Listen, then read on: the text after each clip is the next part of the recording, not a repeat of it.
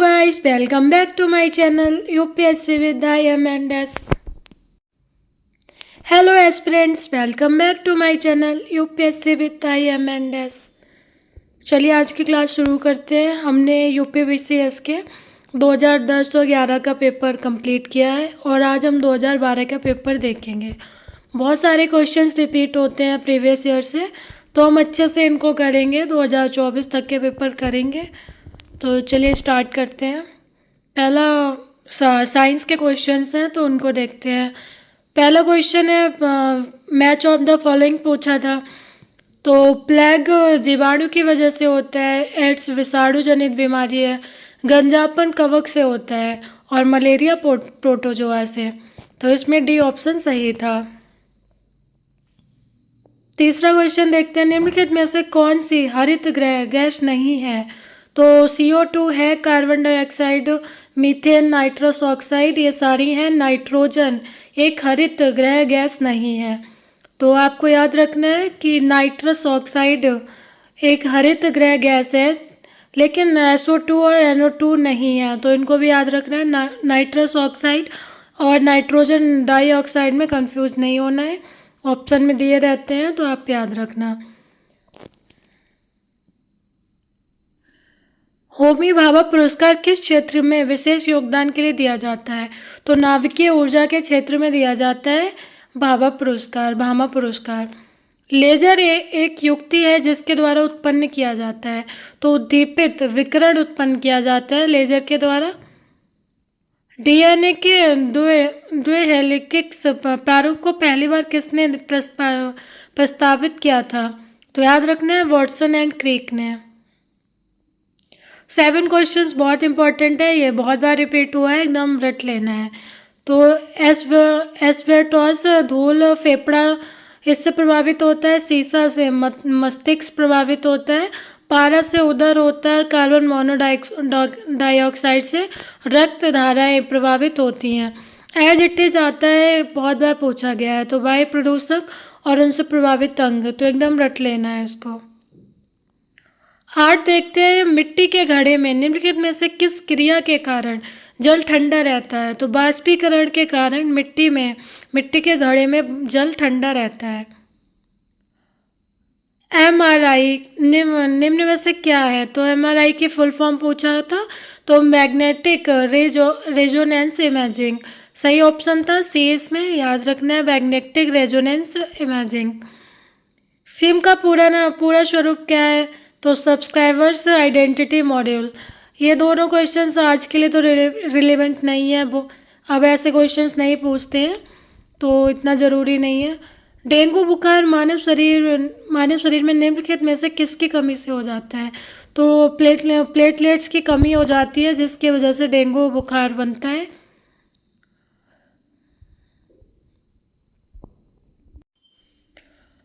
दूध का धवल रंग निम्नलिखित में से किसकी उपस्थिति के कारण होता है। तो याद रखना है कैसीन। दूध का धवल रंग कैसीन प्रोटीन के कारण हो जाता है।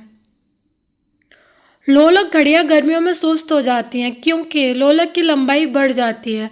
तो सी ऑप्शन सही था। लोलक घड़ियां गर्मियों में सुस्त हो जाती हैं क्योंकि लोलक की लंबाई बढ़ जाती है। फंक ने निम्नलिखित में से किसका आविष्कार किया था।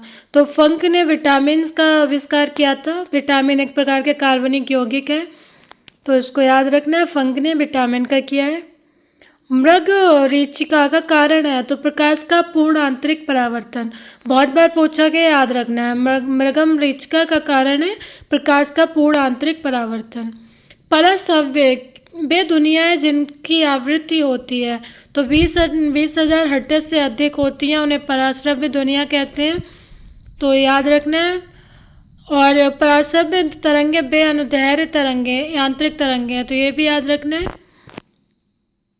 कंप्यूटर का सबसे महत्वपूर्ण भाग है। तो CPU central processing unit computer का सबसे महत्वपूर्ण भाग है। पर्णहरित क्लोरोफिल निम्नलिखित में से कौन सा तत्व पाया जाता है। तो क्लोरोफिल में मैग्नीशियम पाया जाता है, बहुत बार पूछा गया, याद रखना। क्लोरोफिल में मैग्नीशियम पाया जाता है। जब बर्फ पिघलती है तब आयतन घट जाता है। तो याद रखना है जब बर्फ पिघलती है तो आयतन घटता है। तो बी ऑप्शन सही था। प्रकाश का रंग निर्धारित होता है इसके तरंग दैर्ध्य से। तो प्रकाश का रंग किससे निर्धारित होता है? इसके तरंग दैर्ध्य से। तो याद रखना है तरंग दैर्ध्य। और प्रकाश के तरंग दैर्ध्य को एंगस्ट्रॉम से मापते हैं, ये भी याद रखना है एंगस्ट्रॉम। 21 देखते हैं। इसमें ये वाला आज के लिए तो इम्पोर्टेंट नहीं है, तो इसको छोड़ भी सकते हैं।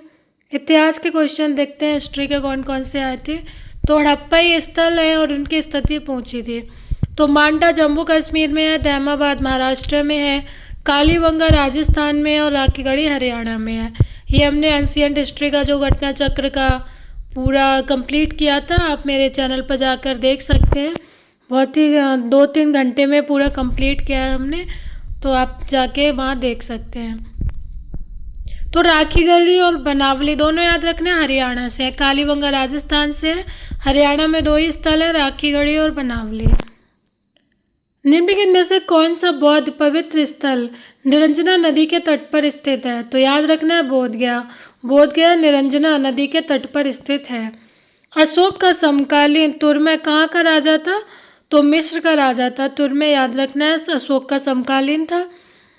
कौन सा युग्म सही नहीं है? तो इसमें कर्पूर मंजरी राजशेखर द्वारा लिखी गई है, हर्ष के द्वारा नहीं। तो हर्षवर्धन के द्वारा नहीं लिखी गई है, कर्पूर मंजरी राजशेखर ने लिखी है। मालविकाग्निमित्रम कालिदास के द्वारा रचित है। मुद्रा राक्षस विशाखदत्त और सौंदरानंद अश्वघोष द्वारा रचित है। तो इनको एकदम रट लेना है, सारा बहुत पूछता है जो भी पुस्तकें हैं उनके रचयिता। कौन से जहांगीरी चित्रकार थे? तो इनमें कौन से हैं? तो अकारिजा और अबुल हसन जहांगीरी चित्रकार थे। इन दोनों का नाम याद रखना है, अबुल हसन और अकारिजा। 27 देखते हैं, वैदिक नदियां और उनका आधुनिक नाम। तो कुबा समझ में आ रहा है, काबुल सही है। इसमें परुश्री को रावी कहते थे, सदा नीरा गंडक है और सुतसुदी सतलज को कहते थे। इसमें बी ऑप्शन सही था। 28 महाभारत के तेलुगु अनुवादों के लिए विख्यात है। तो इसमें सी ऑप्शन सही है। नैनन और टिक्कन ये सही है, तेलुगु अनुवाद के लिए विख्यात है। इन्होंने महाभारत का तेलुगु में अनुवाद किया है, नन्यर और टिक्कन ने। 29 देखते हैं, पत्तन पश्चिमी तट पर स्थित है। तो कौन सा संगम पत्तन पश्चिमी तट पर स्थित है? तो सी ऑप्शन सही था, तोंडी और मुसेर। तो ये पश्चिमी तट पर स्थित है, संगम पत्तन है, तो इनको याद रखना है। पुंडवर्धन भुक्ति अवस्थित है। तो उत्तरी बंगाल में स्थित है पुंडवर्धन भुक्ति। गुप्त शासक कुमार गुप्त प्रथम के समय उत्तरी बंगाल में पुंडवर्धन नामक गुप्तों का एक प्रदेश था। आधुनिक बांग्लादेश में स्थित है ये, तो इसको भी याद रखना है। 31 देखते हैं, वह प्रसिद्ध जैन आचार्य कौन थे जिनको अकबर ने बहुत सम्मानित किया? तो ये हरविजय सूरी थे, इनका नाम याद रखना है। जैन धर्म के आचार्य थे हरविजय सूरी, और इन्हें अकबर ने जगत गुरु की उपाधि भी दी थी, तो इसको याद रखना है। 32 देखते हैं, किसके सिक्कों पर बगदाद के अंतिम खलीफा का नाम सर्वप्रथम अंकित हुआ? तो इल्तुतमिश सही ऑप्शन है। इल्तुतमिश के सिक्कों पर सर्वप्रथम बगदाद के अंतिम खलीफा का नाम अंकित हुआ है। राजा राममोहन राय को राजा की उपाधि किसने दी थी? तो अकबर द्वितीय ने दी थी। औरंगजेब की मृत्यु के समय मराठा नेतृत्व किसके हाथों में था? तो ताराबाई के हाथों में था, याद रखना है। वह चोल राजा कौन था जिसने श्रीलंका को स्वतंत्रता दी और सिंघल राजकुमार के साथ अपनी पुत्री का विवाह कर दिया? तो इसमें ए ऑप्शन सही है, कुलोत्तुंग वन प्रथम थे। वह चोल राजा हैं जिन्होंने श्रीलंका को स्वतंत्रता दी, और सिंघल राजकुमार जो कि श्रीलंका में है सिंघल, तो उनके राजकुमार के साथ पुत्री का विवाह भी कर दिया था। तो कुलोत्तुंग वन सही है, ए ऑप्शन सही था। हिस्ट्री के क्वेश्चंस देखते हैं। मैच ऑफ द फॉलोइंग पूछा था, तो ये क्वेश्चन भी बहुत इंपॉर्टेंट है, बहुत बार रिपीट हुआ है, याद रखना है। तो समाचार पत्र है और उनकी भाषा है। तो भारत मित्र हिंदी में प्रकाशित होता था, राष्ट्रमत मराठी में, प्रजा मित्र गुजराती में और नायक बंगाली में प्रकाशित होता था। सी ऑप्शन सही था। भारत मित्र हिंदी, राष्ट्रमत मराठी, प्रजामित्र गुजराती और नायक बंगाली। याद रखना है इसको। 1937 के चुनाव के पश्चात यूपी में गठित मंत्रिमंडल में किसको वित्त विभाग सौंपा गया था? तो इसमें बी ऑप्शन सही है, रफ़ी अहमद किदवई को सौंपा गया था। तो वित्त विभाग याद रखना है 1937 के चुनाव में। निम्नलिखित में से किन आंदोलनों ने महिलाओं को घर की चार दीवारी से बाहर निकाला? तो इसमें चारों ऑप्शन सही हैं, स्वदेशी आंदोलन, होम रूल आंदोलन, असहयोग और सविनय अवज्ञा आंदोलन। तो तीनों में महिलाओं ने बढ़ चढ़कर भाग लिया था। वे राष्ट्रीय नेता कौन थे जो 1925 में सेंट्रल लेजिस्लेटिव असेंबली के अध्यक्ष निर्वाचित हुए थे? तो विट्ठल भाई पटेल सही ऑप्शन है, इसको याद रखना है और ये बहुत बार पूछा गया है। तो 1925 में सेंट्रल लेजिस्लेटिव असेंबली के अध्यक्ष चुने गए थे विट्ठल भाई पटेल। 40 देखते हैं। तो कांग्रेस अध्यक्ष है और अधिवेशन पूछा है, तो मैच ऑफ द फॉलोइंग है। तो M.A. अंसारी ने मद्रास अधिवेशन की अध्यक्षता की, पुरुषोत्तम दास टंडन ने नासिक में, सरोजनी नायडू ने कानपुर, सुभाष चंद्र बोस ने हरिपुरा। तो इसमें सी ऑप्शन सही था, इसको एकदम रट लेना है। 41 देखते हैं। निम्नलिखित कॉलेजों में सर्वप्रथम किसकी स्थापना हुई है? तो सबसे पहले ए ऑप्शन सही है, हिंदू कॉलेज कलकत्ता की स्थापना हुई थी। 1817 में डेविड एयर के सहयोग से राजा राम मोहन राय ने हिंदू कॉलेज की स्थापना की। किस अधिनियम ने भारतवासियों को अपने देश में के प्रशासन में कुछ हिस्सा लेना संभव बनाया? तो चार्टर एक्ट 1833 सही ऑप्शन था ए। इसने भारतवासियों को अपने देश में प्रशासन में कुछ हिस्सा लेना संभव बनाया था। प्रथम महायुद्ध के दौरान कहाँ पर भारत की एक अनंतिम सरकार बनी थी जिसके प्रेसिडेंट राजा महेंद्र प्रताप थे? तो अफगानिस्तान सही ऑप्शन है। शारदा अधिनियम के अंतर्गत में लड़कियों और लड़कों के विवाह की न्यूनतम आयु क्रमशः कितनी निर्धारित की गई थी? तो इसमें बी ऑप्शन सही है, 14 एवं 18। तो लड़कियों की आयु 14 और लड़कों की 18 निर्धारित की गई थी। शारदा एक्ट 1930 में आया था ये। लंदन में ब्रिटिश ईस्ट इंडिया कंपनी के गठन के समय भारत का निम्नलिखित में से कौन बादशाह था? तो ये ऑप्शन सही है, जो ब्रिटिश ईस्ट इंडिया कंपनी का गठन हुआ था लंदन में, उस समय अकबर थे भारत के बादशाह और 1599 में कंपनी का गठन हुआ था, ये भी याद रखना है। भारतीय राज्य व्यवस्था से देखते हैं। तो पहला क्वेश्चन है 46, निम्नलिखित में से किस बात में उच्चतम न्यायालय ने यह धारणा प्रस्तुत की कि उद्देश्य का संविधान का भाग है?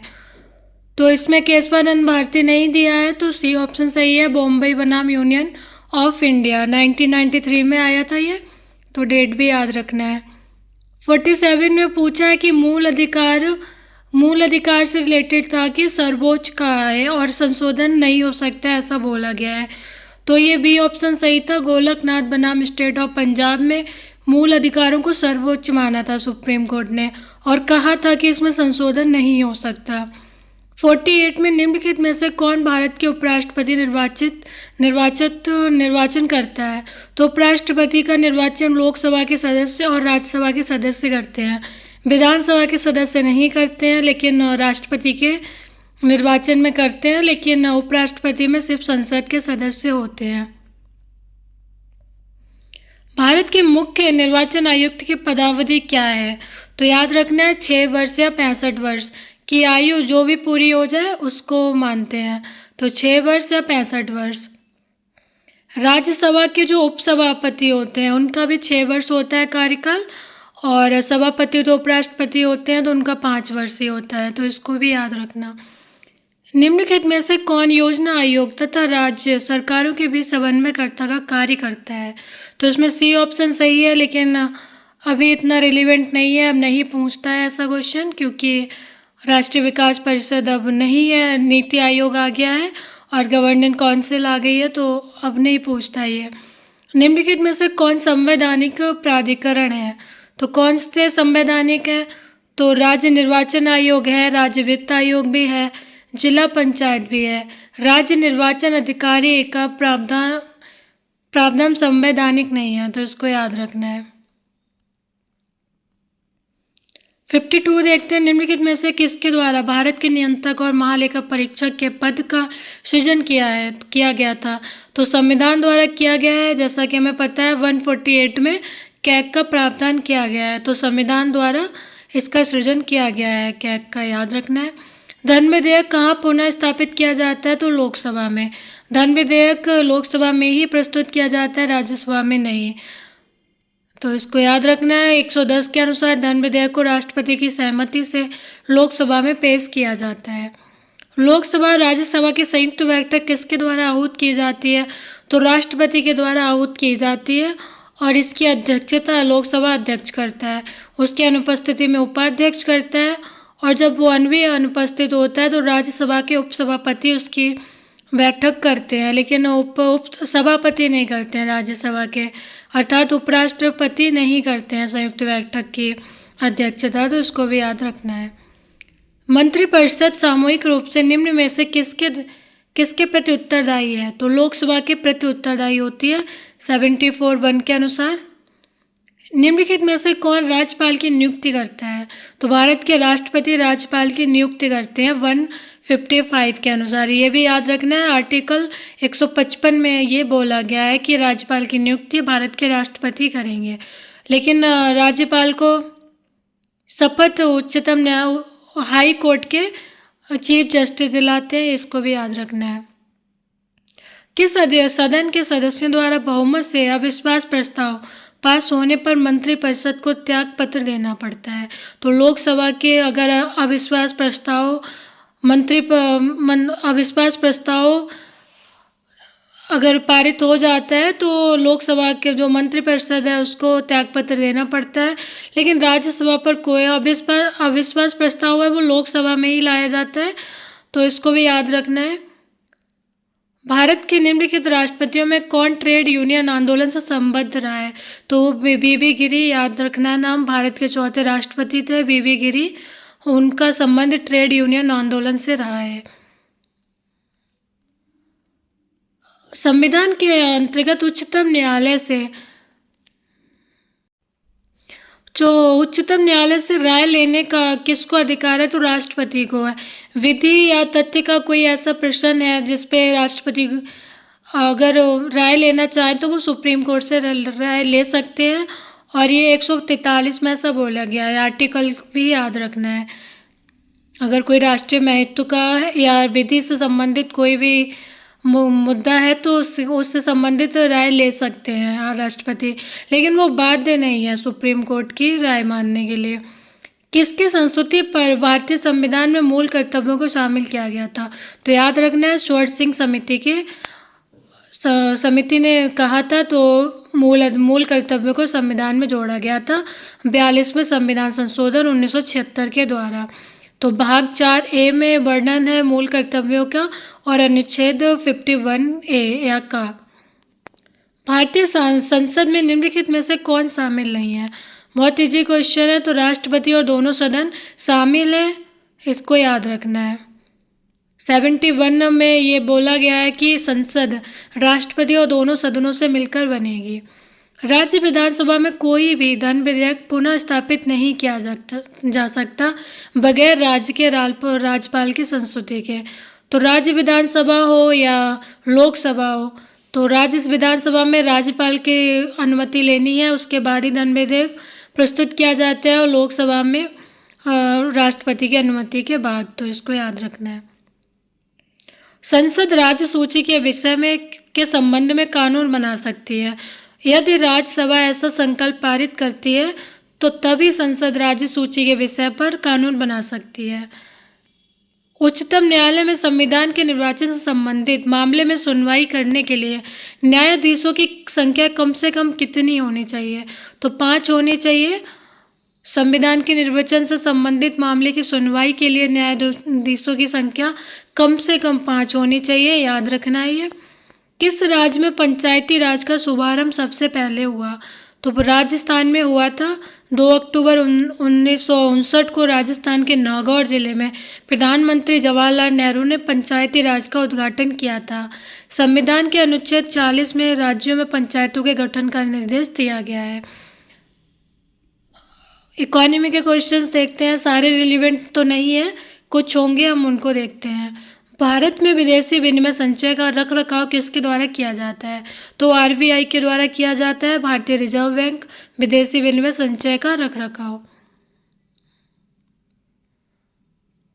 भारत में मुद्रास्फीति के लिए प्राक्कलन का सबसे प्रचलित माप है, तो खुद थोक मूल्य सूचकांक, ये भी याद रखना है।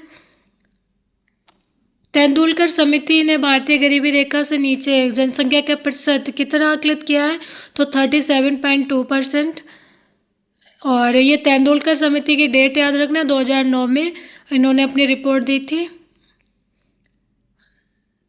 दृष्टि विकलांग हेतु राष्ट्रीय संस्थान देहरादून में स्थापित किया गया है 1997 में, तो याद रखना है दृष्टि विकलांग हेतु राष्ट्रीय संस्थान देहरादून में है। भारत में शुरू की गई स्वाभिमान योजना ग्रामीण बैंकिंग से संबंधित है, ये पुरानी योजना पूछ लेते हैं मैच ऑफ द फॉलोइंग में, तो याद रखना भारत में शुरू की गई स्वाभिमान योजना किससे संबंधित है? तो ग्रामीण बैंकिंग से संबंधित है। निम्नलिखित में से किस वर्ष में असंगठित श्रमिक सामाजिक सुरक्षा अधिनियम पारित हुआ? तो 2008 में हुआ था। एग्रीकल्चर के क्वेश्चंस देखते हैं, तो भारत में धारणीय विकास की दृष्टि से विद्युत उत्पादन का सबसे अच्छा स्रोत कौन सा है? तो जल विद्युत है। निम्नलिखित में से कौन सी खरीफ फसल नहीं है? तो सरसों नहीं है। कपास, मूंगफली, मक्का ये खरीफ की फसल है, सरसों रबी की फसल है, तो याद रखना है कपास, मूंगफली और मक्का खरीफ की फसल है, सरसों रबी की फसल है। तंबाकू की कृषि के अंतर्गत बृहत्तम क्षेत्र आंध्र प्रदेश में है, बदल गया होगा लेकिन उस समय आंध्र प्रदेश था। सेंसस के क्वेश्चंस देखते हैं, तो केंद्र शासित प्रदेश में सर्वाधिक आबादी का घनत्व सबसे कम है, तो कौन सा केंद्र शासित प्रदेश है जहां आबादी का घनत्व सबसे कम है? तो अंडमान और निकोबार है 2011 की जनगणना के अनुसार। भारत की जनगणना 2011 के अंतरिम आंकड़ों के अनुसार निम्नलिखित में से किस राज्य में शिशु लिंगानुपात सर्वाधिक है? तो ए ऑप्शन सही है, छत्तीसगढ़। शिशु लिंगानुपात पूछा है तो याद रखना है छत्तीसगढ़ में है 964 है।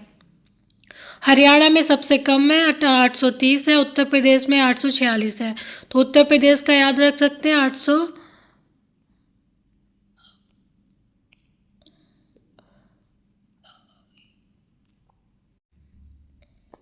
इन्वायरमेंट का क्वेश्चन से देखते हैं, नीलगिरी, नंदा देवी, सुंदरवन और कंचनजंगा, तो इसका मैच ऑफ द फॉलोइंग पूछा था, बहुत बार पूछा गया है, तो याद रखना नीलगिरी 1986 में, नंदा देवी 1988 में, सुंदरवन 1989 में, कंचनजंगा 2000 में, ये तीनों चारों याद रखना, बहुत बार रिपीट किया गया है, तो बी ऑप्शन सही था। नीलगिरी 1986, नंदा देवी 1988, सुंदरवन 1989, कंचनजंगा 2000।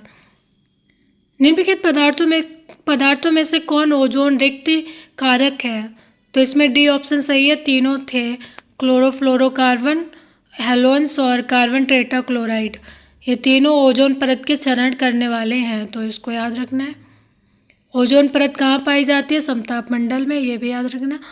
इको मार्क उन भारतीय उत्पादों को दिया जाता है जो पर्यावरण के प्रति मैत्रीपूर्ण है, यह बहुत बार पूछा गया है, तो इको मार्क याद रखना, पर्यावरण के प्रति मैत्रीपूर्ण हो उन पदार्थों को दिया जाता है। अपने प्रदूषकों के कारण निम्नलिखित में से कौन सी नदी जैविक मरुस्थल कहलाती है? तो जैविक मरुस्थल दामोदर नदी कहलाती है, तो दामोदर पश्चिम बंगाल और झारखंड में बहती है और इसे बंगाल का शोक भी कहते हैं। कोसी नदी को बिहार का शोक कहते हैं और दामोदर नदी को बंगाल का शोक कहते हैं। 2011 की जनगणना के अनुसार विश्व की जनसंख्या का कितना प्रतिशत भारत में रहता है? तो 17.5%, तो 17.5% विश्व की जनसंख्या का भारत में रहता है। चिपको आंदोलन मूल रूप से किसके विरुद्ध था? तो वन कटाई के विरुद्ध था चिपको आंदोलन, उत्तराखंड में हुआ था ये 1974 में।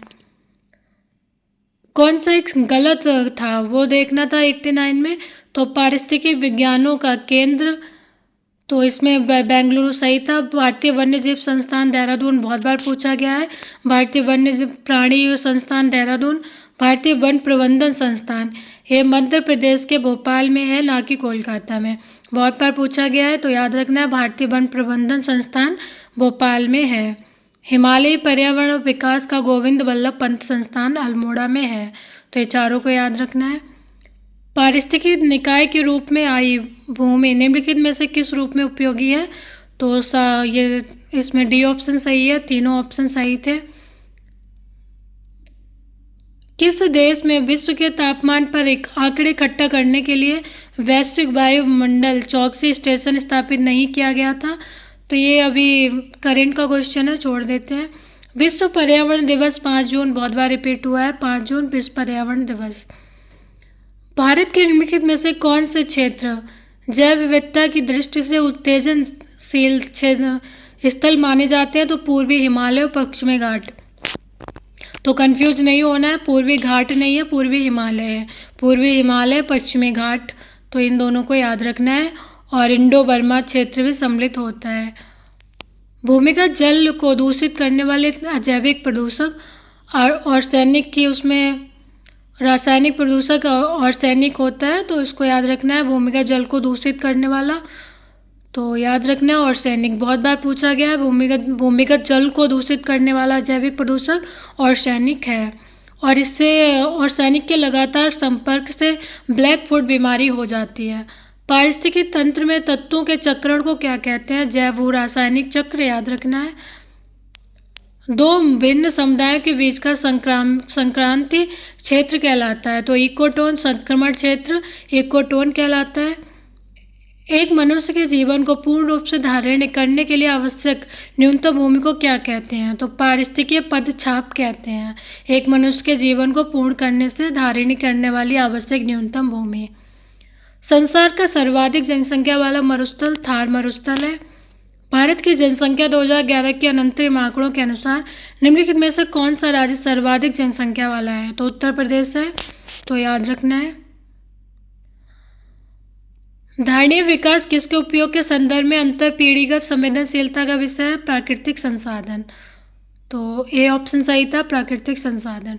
राष्ट्रीय पर्यावरण इंजीनियरिंग शोध संस्थान या नीरी कहाँ है? तो नागपुर में है, महाराष्ट्र में। राष्ट्रीय पर्यावरण इंजीनियरिंग शोध संस्थान। निम्नलिखित में से कौन है प्रवाल विरंजन का सबसे अधिक प्रभावी कारक है? तो इसमें सी ऑप्शन सही था, सागरीय जल के सामान्य ताप में वृद्धि। ये अभी भी पूछा गया था 2024 के पेपर में। तो प्रवाल विरंजन का सबसे अधिक प्रभावी कारक सागरीय जल के सामान्य तापमान में वृद्धि है।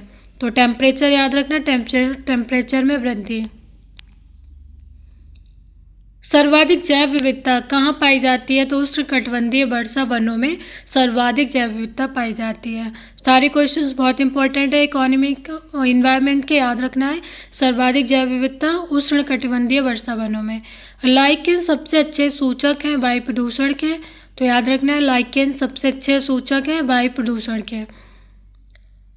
ज्योग्राफी के क्वेश्चंस देखते हैं। कौन सा क्षेत्र ज्वारीय ऊर्जा उत्पादन का प्रमुख क्षेत्र है? तो खंबात की खाड़ी।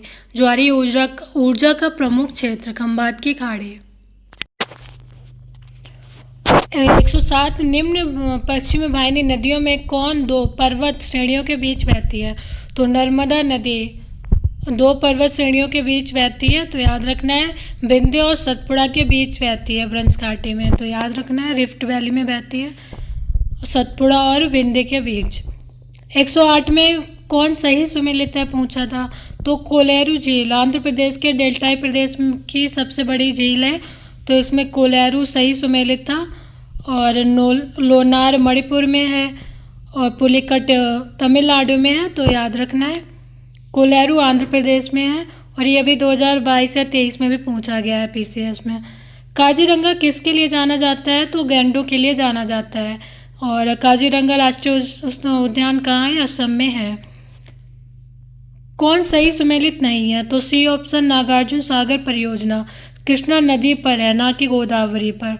बहुत बार पूछा गया, याद रखना। हीराकुंड महानदी पर, सरदार सरोवर परियोजना नर्मदा पर, नांगल बांध सतलज नदी पर, तो नागार्जुन कृष्णा नदी पर है।